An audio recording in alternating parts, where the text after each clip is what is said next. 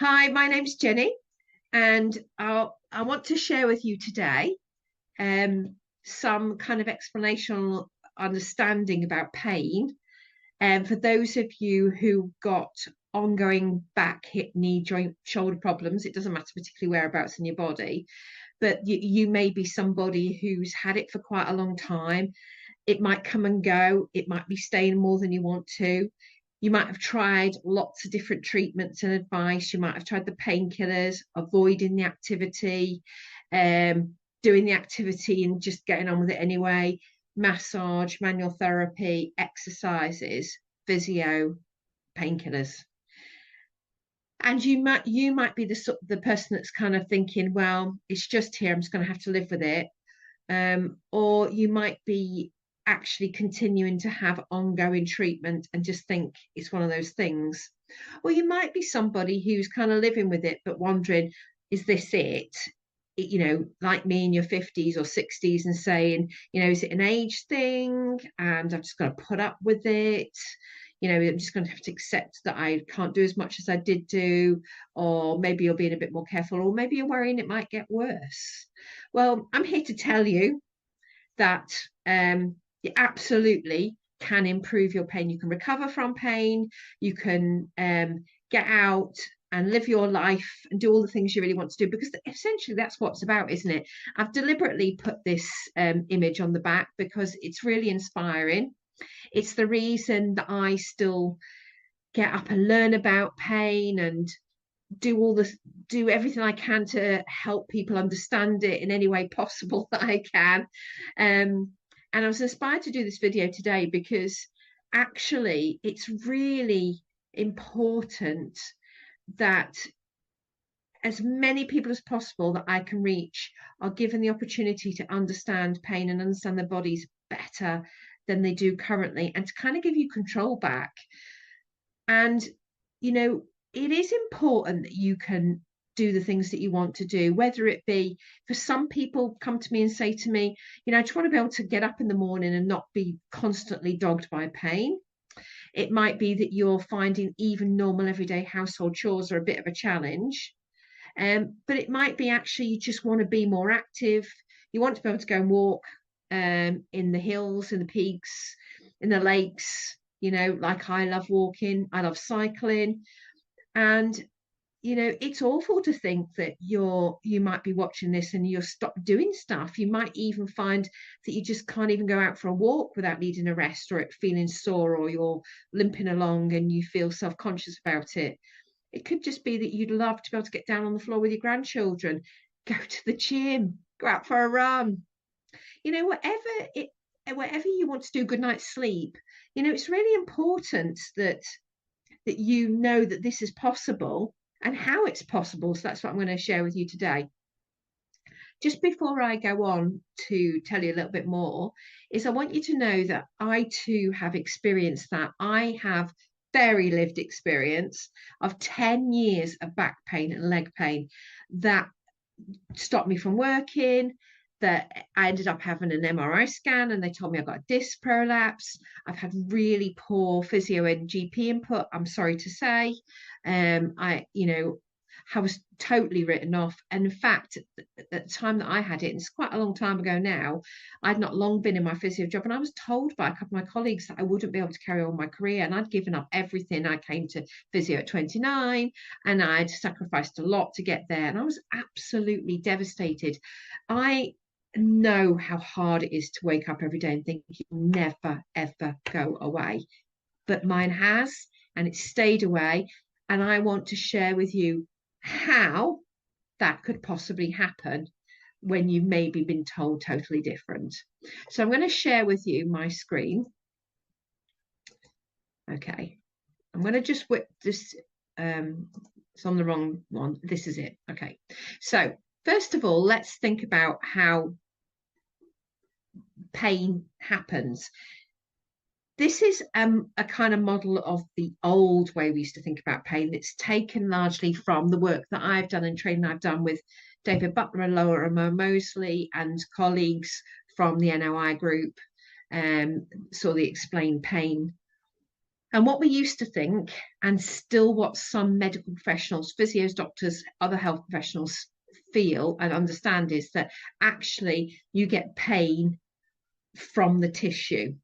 So you get pain that your back joints or your hip joints or the muscles or the nerves or the skin around you, something happens to you and that the pain starts in that part of your body.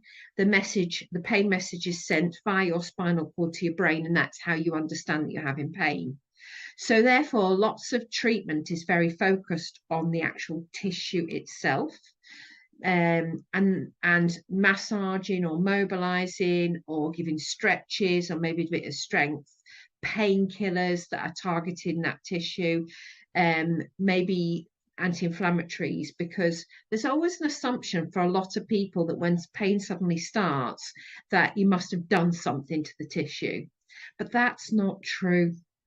It's a very old way of understanding pain, and the science now tells us that it's not actually how pain works, that you don't have pain receptors in your body at all, that pain is an output of the brain. By that I mean you get pain when the brain decides it needs to protect you. And it's such a shift from where I was taught and I understood pain to be.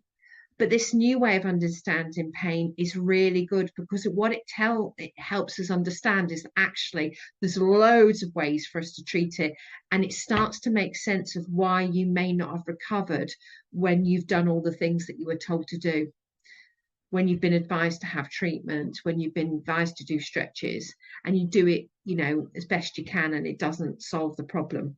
So I'm just going to change that. I'm going to come to this one. All right. So now, this is our new understanding of pain, that there are lots of things that contribute towards your pain experience, but I'm going to focus on the physical stuff for today's video. Now, what we know is that you can get signals, right, from your body. So your body, your muscles, your joints, your nerves, okay, can create a message when you take part in certain activities or do certain movements, whether it be walking, whether it be bending, whether it be twisting. You've got specialist receptors in your body, in your nerves, in your neurons, that pick up changes in load, pressure, movement, temperature, and chemical. All right. So if you do something, a movement that the nervous system isn't used to, is not familiar with, okay, or you injure yourself, then you've got specialist nerve endings that will pick this up, and they will send messages via the spinal cord to the brain. And what the brain receives is, hello, down here in the body, something's not quite right. Can we just make a decision about this? That's what your brain has to do. The moment it receives that message, it has to make a decision in a split second as to whether you should have pain, because pain is protection. Pain isn't the cause of the problem. Pain is protection, along with muscle spasm and possibly inflammation. So the things that you feel is a protective response made from the brain, that the brain has decided whatever input's coming in, it needs to protect you. Okay, it is not painful tissues. Now, if we take, we're talking about people and yourselves who haven't injured stuff. So we're not going to talk about an acute injury, a sprained ankle or a broken bone. That's a different subject. When I see people, often they get told when pain comes on, oh, you must have pulled a muscle. You must have sprained a ligament or something. No. And for some of you watching this, you'll be going, no, I didn't do anything. It just came on. You're right. It did just come on. So why does it just come on? Why on earth would you suddenly start to get pain when you've woken up in the morning and you haven't done anything? Now, if we think about pain that's related to particular activities and movement. And like I said, it could be any movement. What's generally happening is that over a period of time, certain activities, certain movements, certain postures, if you have had pain with them in the past, all right, and it could have started just a little bit of a twinge. If when you had that initially, your nervous system, your brain, thought it was a bit of a threat, it can get a bit overprotective. And it will set up the receptors, the sensory, the information, the nerves in your tissues that are responsible for feeling change in load, feeling pressure, change in pressure, and feeling change in movement. It will set them up to be alert to it. So that means that when you start to go into an activity, say it's bending, that that has in the past caused a problem, right? It will decide, if it will make a decision when you're doing that, whether it's a dangerous thing to do.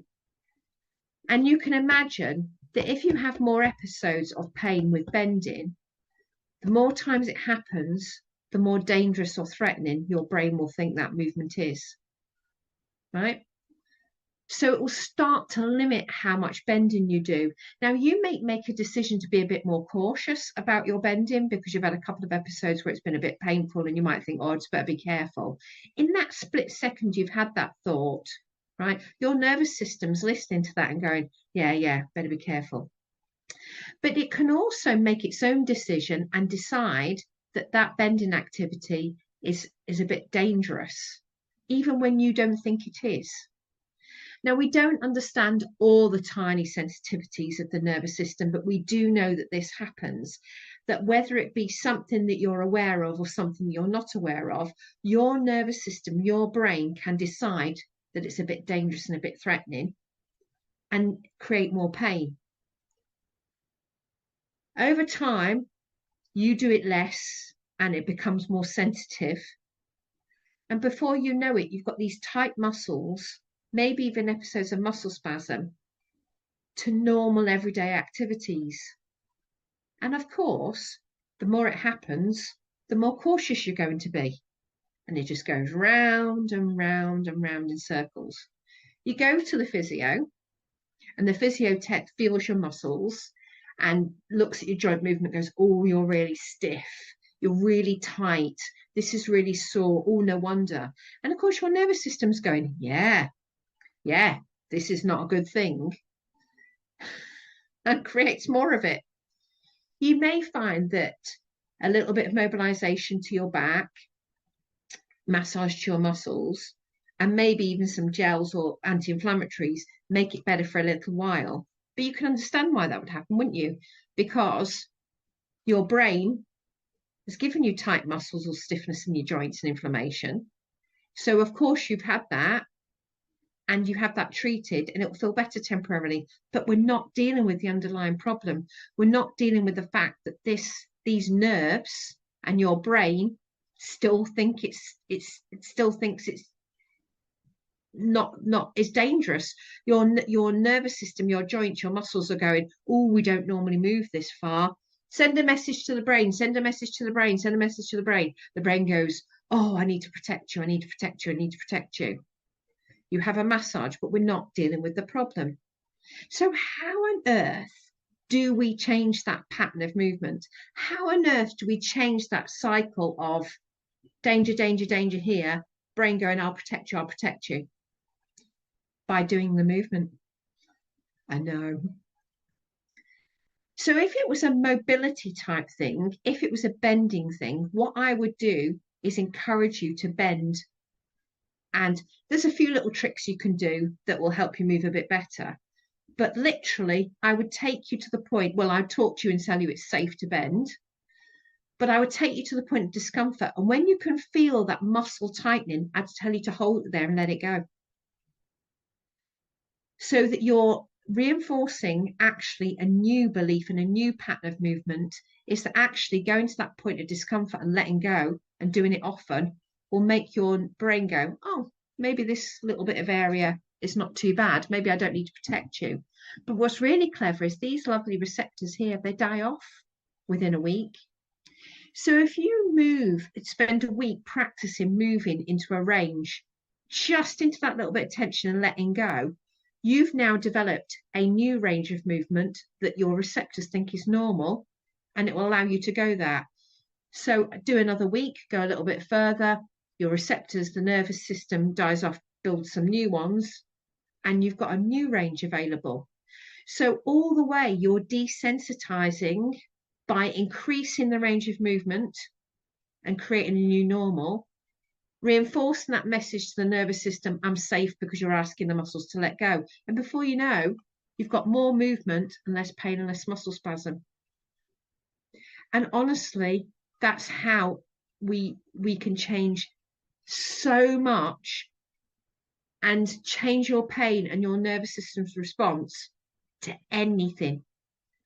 And it feels counterintuitive, especially if you have other physios going, when you go and say that exercise makes me a bit sore or that activity makes me a bit sore, when they say to you, just don't do it anymore, what do you think that's going to make that brain think? It's going to think, oh, that professional told me not to do it. It's dangerous. Let's not do it.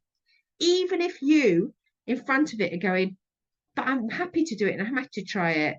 I'm just asking the question, is it safe to do? What you should be being told is, yeah, it's absolutely safe, and explaining this. And you'll go, okay, then your nervous system, and you'll go, oh, okay, that's fine. I understand that. But no one's ever explaining it to you. They just tell you don't do it and to avoid it. And the problem is that is going to, over time, make you more worried about it, or it might make you think, bugger that, I'll just keep doing it and forcing it and forcing it and forcing it. And you just get more and more resistance and more pain and put up with it. That is not the answer. There's another way.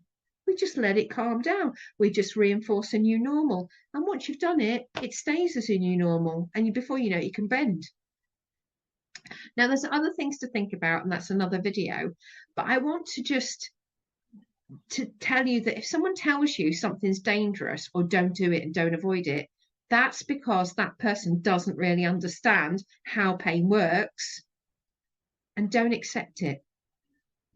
Because honestly, it's not good enough. You've just reached, if someone tells you that, say why. Ask why. Because if they understand pain, they wouldn't be telling you that. I'm just going to stop sharing. So it's entirely possible to change it. I hope that that's given you some little bit of insight into, you know, what's possible for you. You know, I am really keen to help help share with you how you can change your relationship with your body and improve your confidence and have less pain and recover from pain ultimately. So if it's something that something that's resonated with you when I've shared that with you, actually bending was one of my triggers as well, and I bend no problem at all now. If it resonates with you and you would like to ask a bit more or find a bit more, please feel free to reach out to me. I will drop my contact details for you. Just check underneath the video. And yeah, I've got lots of these, lots of advice, a very big passion about this. So feel free to sign up to my YouTube channel and watch out for the next videos. I'll see you soon.